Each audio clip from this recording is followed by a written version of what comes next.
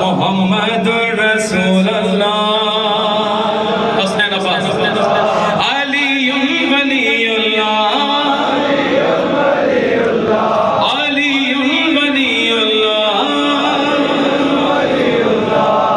कि पहना हुआ है कुफ्र ने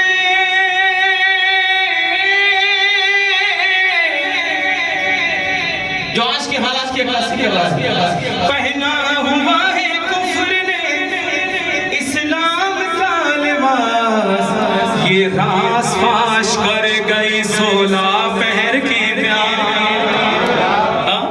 सारे बोलना मिलकर सीनों पे हाथ मारते हुए कि ये मातम बातिल के मुंह पर तमाचा है, ये बढ़ते हुए जबानों के कदम यजीदियत के मुंह पर तमाचा है। मिलकर मातम करना।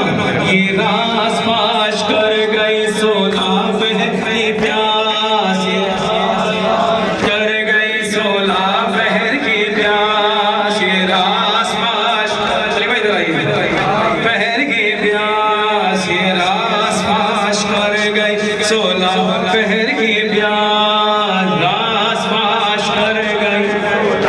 अगर सबको इदराक है इस बात का तो मिलकर बोलेंगे ये